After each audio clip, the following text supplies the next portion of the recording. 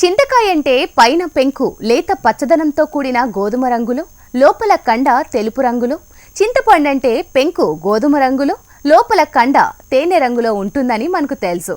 అనంతరుదిర అనే రకం చింతకాయ మాత్రం పైన సాధారణ చింతకాయలాగే ఉన్న లోపల మాత్రం ఎరుపు రంగులో ఉండి ఆశ్చర్యం కలిగిస్తోంది. చిన్న ముక్క విరిచి రుచి చూస్తే నోరంతా ఎర్రగా మారుతోంది. పచ్చడి చేస్తే పండు మిరపనే తలదన్నేలా ఉంటుంది.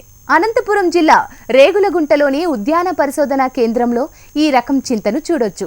డాక్టర్ వైఎస్ఆర్ ఉద్యాన విశ్వవిద్యాలయం గతేడాది ఈ రకాన్ని విడుదల చేసింది. దీనికి అనంతరుదిర అని పేరు పెట్టారు శాస్త్రవేత్తలు. మరి అనంతరుదిర చింత ప్రత్యేకత ఏంటో తెలుసుకుందాం ఇవాల్టి నేలతల్లి కార్యక్రమంలో.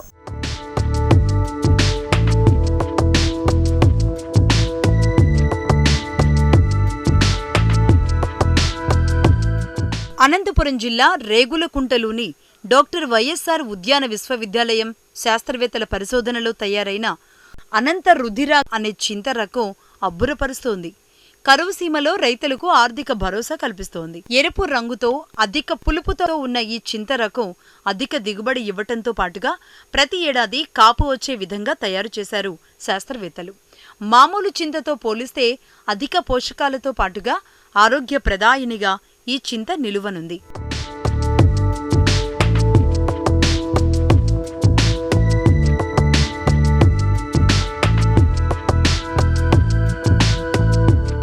ఎర్ర చింత సాధారణ రకాల మాదిరిగానే 4-5 ఏళ్లలో కాపునిస్తుంది. ఇందులోని కండ ఎర్రగా రక్తవర్ణంలో ఉంటుంది. పండుగ మారే నాటికి ఎర్రదనం కాస్త తగ్గుతుంది. ఏటా జూన్ జూలైలో పూత మొదలై ఫిబ్రవరిలో పండు వస్తుంది. సాధారణ రకాలతో పోలిస్తే కాయలు గుత్తులుగా అధిక పరిమాణంలో ఉంటాయి.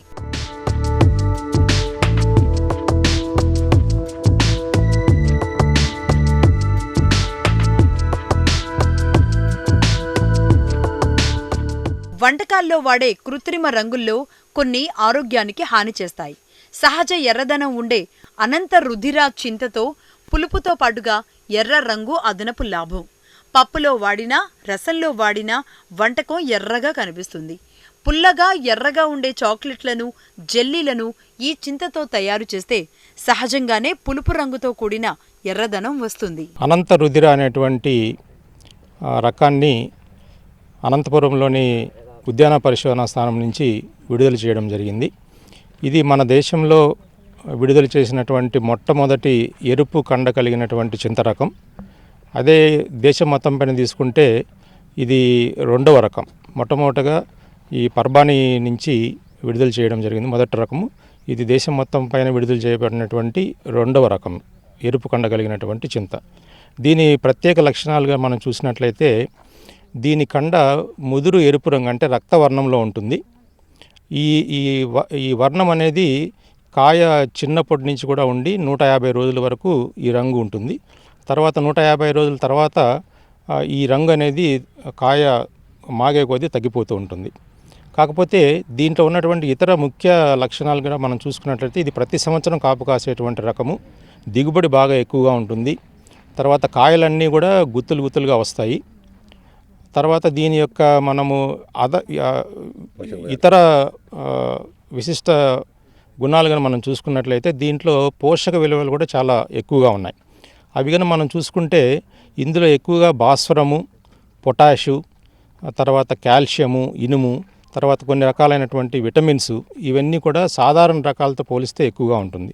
ఈ టార్టారిక్ యాసిడ్ అనేది చింతలో ఉన్నటువంటి ప్రధానమైనటువంటి ఆమ్లము. ఈ టార్టారిక్ యాసిడ్ ఈ ఎర్రచింతలో 16% ఉంటుంది. ఇది చాలా ఎక్కువ శాతం. మిగతా రకాలలో 10-11% మాత్రమే ఉంటుంది. ఈ టార్టారిక్ యాసిడ్ ఎక్కువగా ఉంటుంది.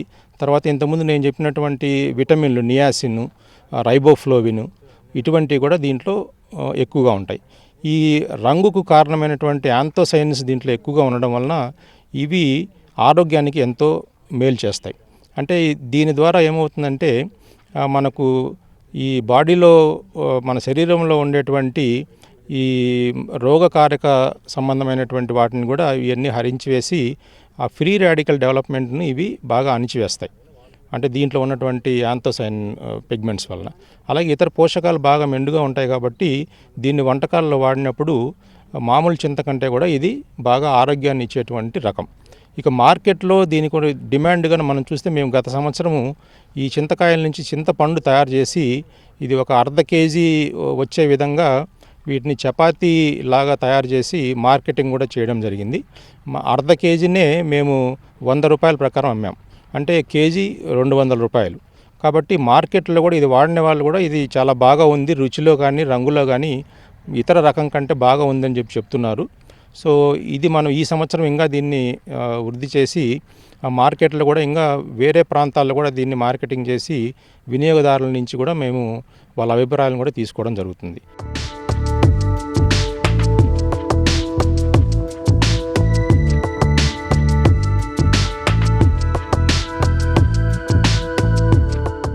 అనంతరుధిర చింత నుంచి విలువ ఆధారిత ఉత్పత్తులు తయారు చేయడంపై ప్రస్తుతం పరిశోధనలు చేస్తున్నారు శాస్త్రవేత్తలు.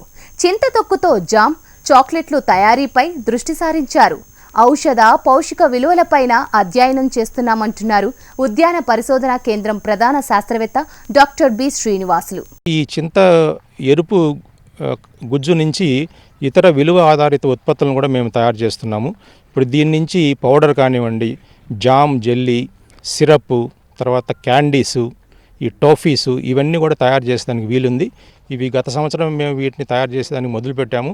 ఈ సంవత్సరం వాటి ప్రొసీజర్స్ అన్నిటిని కూడా మేము స్టాండర్డైజ్ చేసి వాటిని కూడా మేము ఈ సంవత్సరము వినియోగదారుల వద్దకు తీసుకొచ్చేదానికి ప్రయత్నం చేస్తాం. ఇది 2018 అంటే గత సంవత్సరం మేము విడుదల చేయడం జరిగింది కాబట్టి అప్పటి నుంచి కూడా మేము వీటి అంట్లు తయారు చేయడం మొదలుపెట్టాం. ఇప్పటివరకు సుమారుగా ఒక 2000 అంట్ల వరకు ఉత్పత్తి చేసి రైతులకు ఇవ్వడం జరిగింది.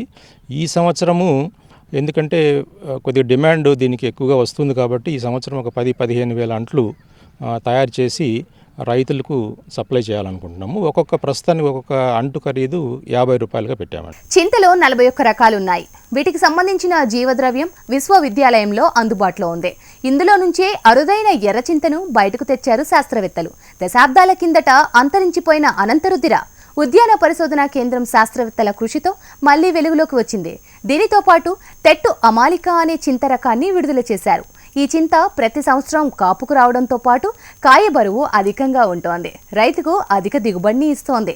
అంతేకాదు మార్కెట్లో కూడా మంచి డిమాండ్ ఉందంటున్నారు శాస్త్రవేత్తలు. వీటితో పాటు మరికొన్ని రకాలు కూడా పరిశీలనలో ఉన్నాయని వాటిని త్వరలోనే విడుదల చేస్తాము అంటున్నారు. తెట్టు అమాలిక అనేటువంటి చింతలోని ఇంకొక అధిక దిగుబడి ఇచ్చేటువంటి రకాన్ని కూడా ఈ పరిశోధనా స్థానం నుంచే విడుదల చేయడం జరిగింది. అది మన ఉద్యాన విశ్వవిద్యాలయం తరపున విడుదల చేసినటువంటి 2వ రకం. దానికి ఈ తెట్టు అమాలిక అనేటువంటి పేరు పెట్టాము. అది కూడా అధిక దిగుబడి ఇచ్చేటువంటి రకం. ప్రతి సంవత్సరం కాపుకు వస్తుంది. కాయ సైజు బరువు బాగా ఎక్కువగా ఉంటుంది. అంటే 30-35 గ్రాములు బరువు ఉంటుంది. కండ శాతము 50% కంటే ఎక్కువ ఉంటుంది. అది ప్రధాన లక్షణం. ఏ చింత రకంలో తీసుకున్నా కూడా ఆ పల్ప్ రికవరీ అంటాం, అంటే గుజ్జు రికవరీ అయ్యేటువంటి శాతం, అవన్నీ కూడా మనకు 40% మించవు. కానీ మేము విడుదల చేసినటువంటి తెట్టు అమాలిక అనేటువంటి రకంలో ఆ గుజ్జు రికవరీ శాతము 56% ఉంది. అంటే ఇది అత్యధికమైనటువంటి గుజ్జు రికవరీ ఇచ్చేటువంటి శాతం. ఇది బాగా అధిక దిగుబడి వస్తుంది. ప్రతి సంవత్సరం కాపుకు వస్తుంది. మార్కెట్ డిమాండ్ కూడా దీనికి బాగా ఉంది. సో ఇవే కాకుండా మా దగ్గర ఇంకా కొన్ని ఇప్పుడు రకాలు ఉన్నాయండి. అంటే ఇప్పుడు ధార్వాడ్ సెలక్షన్ 1 కానీ ధార్వాడ్ సెలక్షన్ 2 అనేటువంటి రకము, తర్వాత ఈ రకాలతో పాటుగా PKM1, ప్రతిష్టాన్, అజంతా అనేటువంటి రకాలు కూడా ఉన్నాయి. ఇవి కాకుండా జెర్మ్ప్లాజం అని అంటాం మనము, అంటే ఇతర రాష్ట్రాల నుంచి తీసుకొచ్చినటువంటి ఇంకా విడుదల చేయనటువంటి రకాలు, అవన్నీ కూడా సుమారుగా ఒక 40-41 రకాలు మా దగ్గర ఉన్నాయి. వాటిపైన కూడా మేము పరిశోధన చేస్తున్నాం. అంటే వాటిలో నాణ్యత ఎలా ఉంటుంది, ప్రతి సంవత్సరం కాపుకు వస్తాయా లేదా, వాటిని ఆశించేటువంటి చీడపీడలు ఏంటి, తర్వాత వాటి నుంచి గుజ్జు తీసిన తర్వాత అది ఎలా ఉంటుంది, పులుపుదనం ఎలా ఉంటుంది, ఇవన్నీ కూడా మేము పరిశోధన చేస్తున్నాము. ఇప్పుడు ఆల్రెడీ 2 రకాలు విడుదల చేయడం జరిగింది.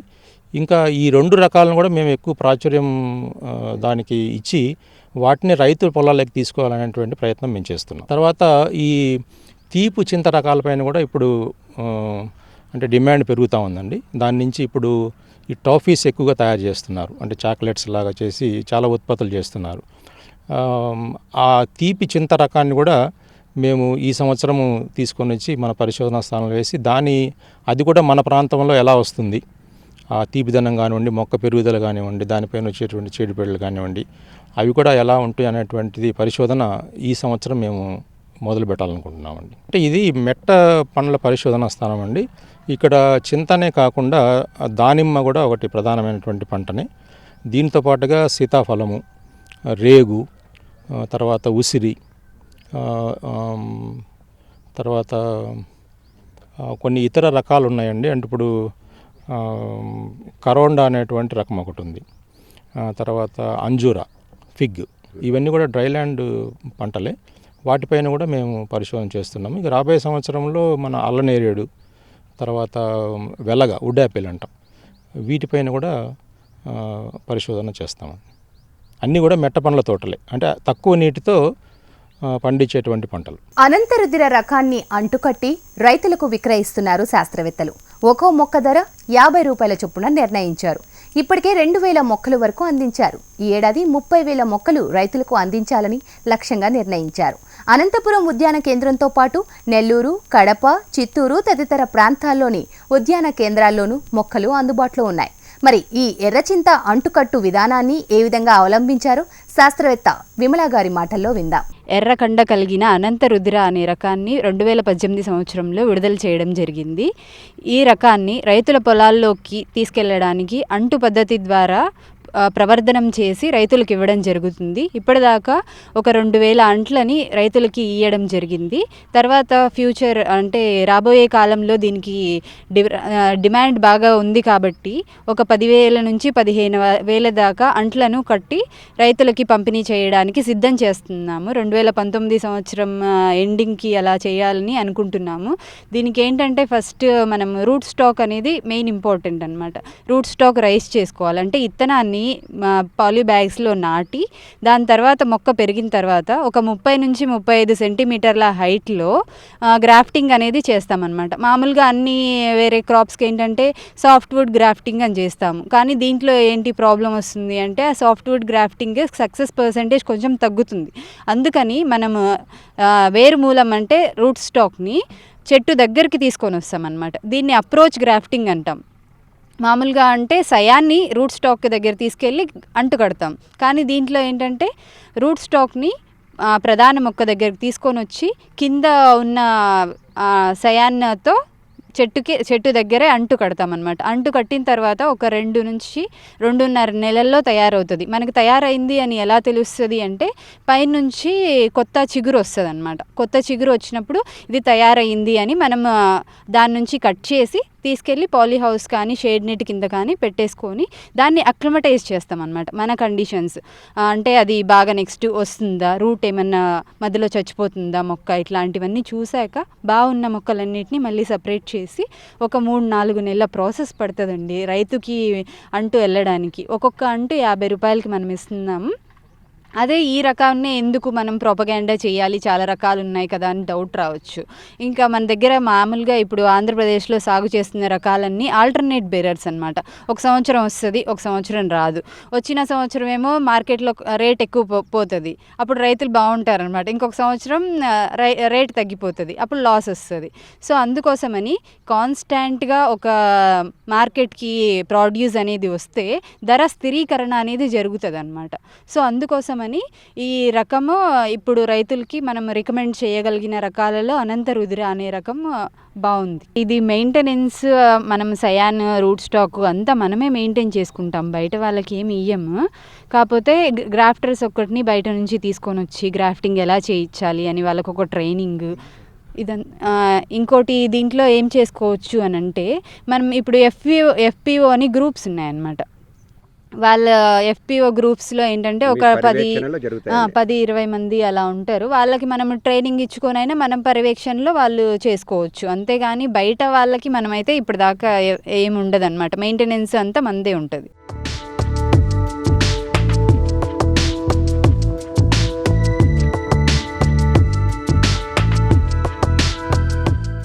ఇవి ఇవాల్టి నేలతల్లి కార్యక్రమం విశేషాలు. నమస్తే.